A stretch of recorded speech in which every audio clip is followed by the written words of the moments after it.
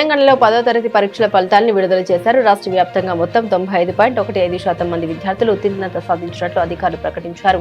Senior నేత K Keshavarao ఫలితాలను అధికారికంగా విడుదల చేశారు. ఎప్పటిలాగే ఈసారి కూడా ఫలితాల్లో బాలికలపై చేయి సాధించారు. బాలికలు 96.26% ఉత్తీర్ణత సాధించగా బాలురు 94.07%తో కాస్త వెనుకబడ్డారు.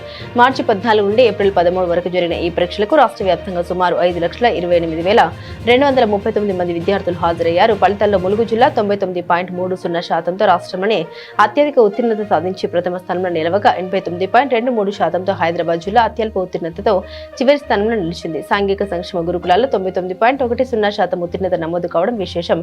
ఇక మీడియంల వారీగా చూస్తే ఇంగ్లీష్ మీడియం విద్యార్థులు 95.86%తో సత్తా చాటగా తెలుగు మీడియంలో 89.14%, ఉర్దూ మీడియంలో 86.71% మంది ఉత్తీర్ణులయ్యారు.